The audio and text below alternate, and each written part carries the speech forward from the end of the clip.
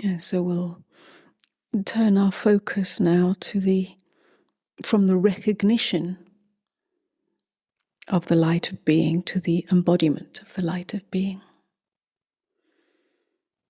Recognition being the understanding that our true nature is awareness. And embodiment being the lived expression of that understanding in everyday life.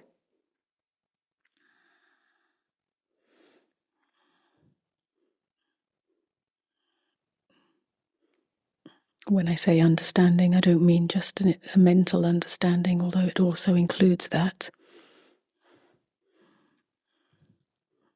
I mean a direct, visceral understanding, a knowing, perhaps glimpsed in moments of silence or in meditations, guided meditations, or through dialogue and inquiry.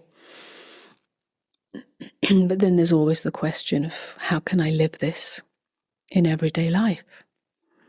Everyday life seeming to be somewhat more messy or chaotic or full of challenges in some way.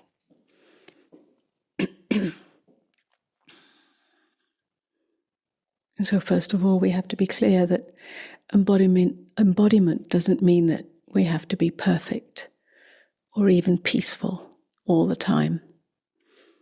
It doesn't mean suppressing our human experience, suppressing emotion, or pretending to be above the human experience. It means really living with the knowing that everything arises within awareness and is not separate from it. And really seeing that, examining that, as we are exploring in these sessions, to really see clearly that there is nothing outside of awareness. There cannot be. Everything that you experience is experienced within awareness. Otherwise it wouldn't be experienced. Once that's really seen,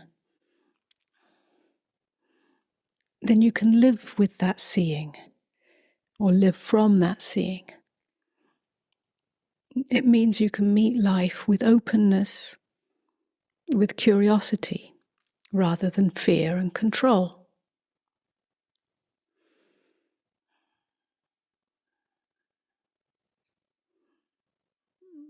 And so the ongoing invitation, because embodiment is an ongoing invitation,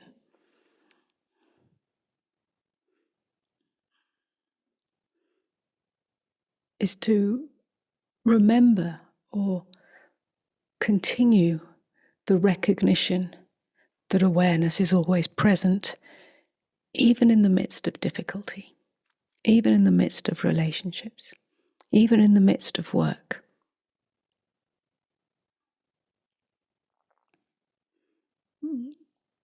Embodiment invites us to pause and listen to what the moment is asking of us. We don't have to divide the moment into mind and heart. We're not asking the personhood. We're not asking the self. We're not listening to the self, although it comes through the self. We're pausing. What's being paused? The conditioned pattern of the mind that is defensive or reactive or in opposition or in resistance or in argument with what is. That's what's being paused. And then a true listening can take place. We're not listening to ourselves, although it's coming through us. We're listening to the open space. What is this moment? Yeah? When we meet this moment, when we're intimate with this moment, when we're not overlaying our agenda on this moment. In other words, when there is just simple presence. it's from that that we can truly respond to whatever the situation is. So our actions, our response is aligned with truth rather than personal preference. If we listen to what do I want, what do I need, then personal preference with its agenda will be the driving force. But when we pause and allow stillness or open awareness, presence, just for a moment, and sometimes a longer moment is needed, it's out of that a true response can take place. So we don't need to withdraw from the world in order to live as the light of God. It doesn't matter what we're doing, whether we're in the kitchen or at work or speaking with a friend, whatever task we're involved in, the light of awareness is always here. And our true task is to remember that, to recognize that, to gently bring our attention, soft attention to that.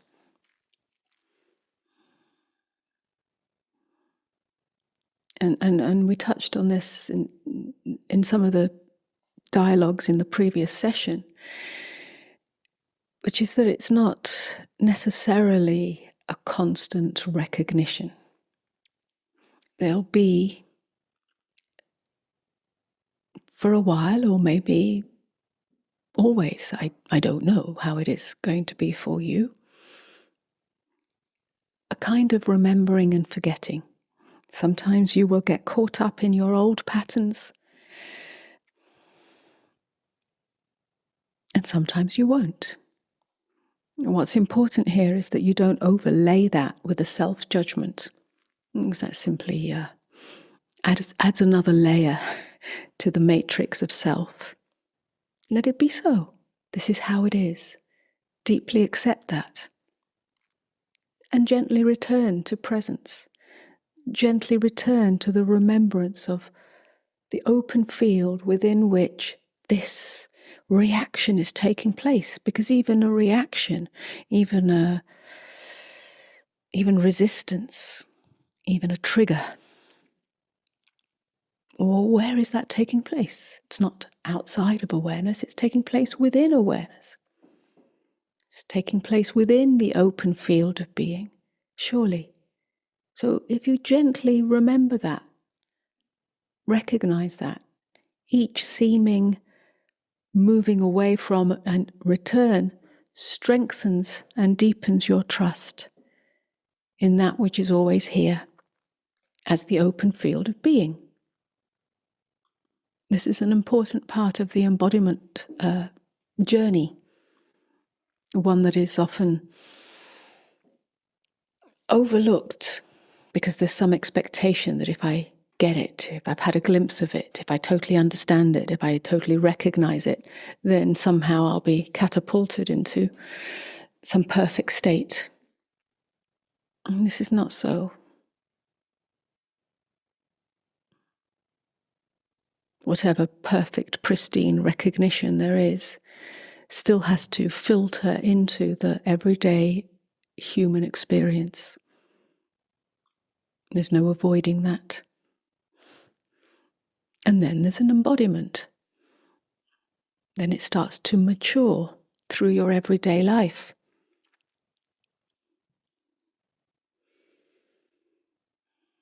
In some ways, this is an ongoing journey. Not that the recognition of of awareness deepens,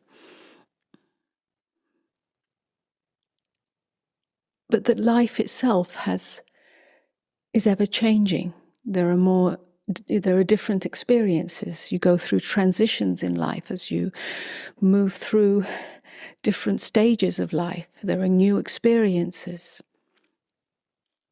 Each experience is a new opportunity for the embodiment. How do we meet? How do we meet this loss, this unexpected event, this relationship, this situation.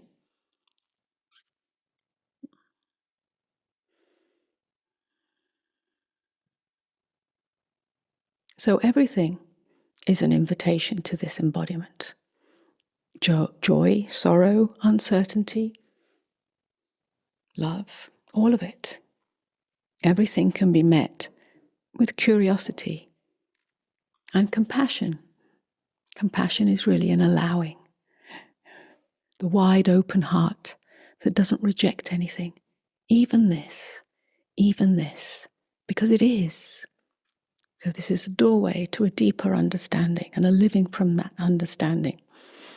And then something starts to really mature or shift or transform. I should say transmute in your lived experience.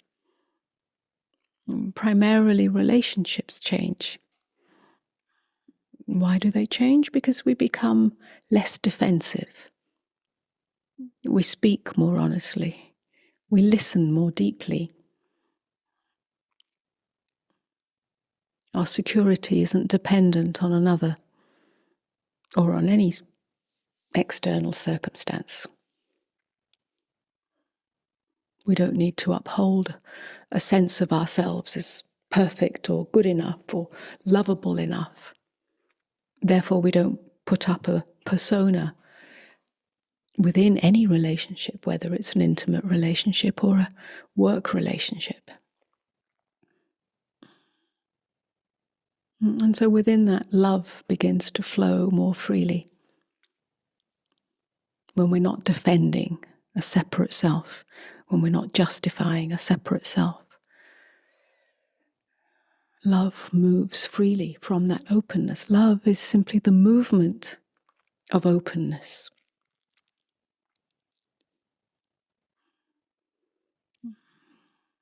So it shows up as a kind of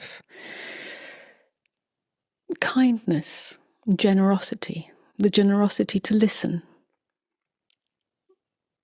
It shows up as clarity, because we speak a deeper truth. And it shows up as courage. And that's the courage to speak truth. Love isn't always nicey-nicey. It isn't always soft. Sometimes love asks us to set boundaries, healthy boundaries, in the realm, in the dimension of form. Healthy boundaries are necessary. But they're healthy boundaries. They're truthful boundaries, rooted in awareness, not defensive boundaries.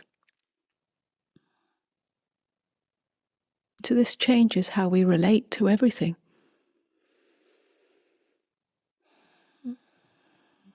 So remembering it's an ongoing process.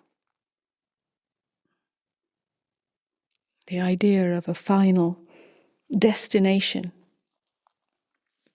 is a carrot that dangles.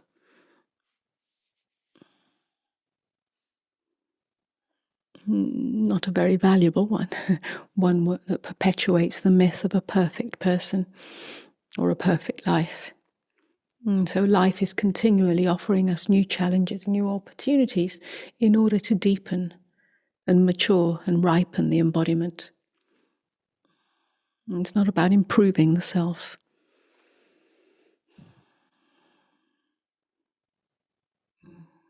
It's simply about meeting each moment, each situation with a freshness. The freshness of presence. The freshness of not having a landing place or conclusion for the mind, for the self.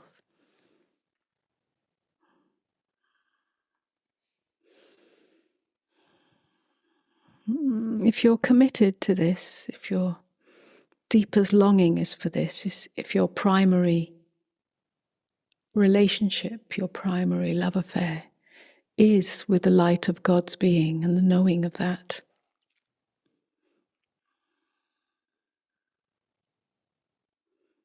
then you'll continue to trust how life unfolds. And you'll continue to bring this understanding, this knowing, and this longing, because it's a longing as long as it's fully, until it's fully known, into daily life. So beyond this retreat, although often a reminder is required, and trust that life will show you those places where you have forgotten, where you have stepped away, where you have given your allegiance to the habitual matrix of self, and that's not to berate yourself.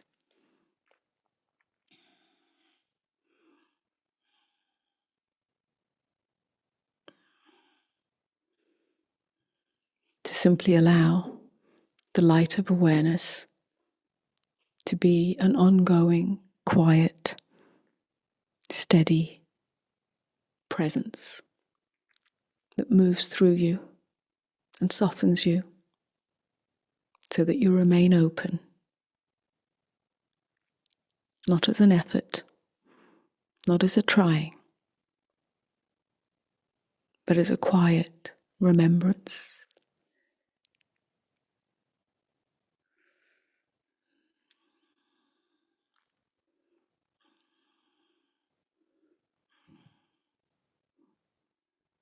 It is the remembrance of the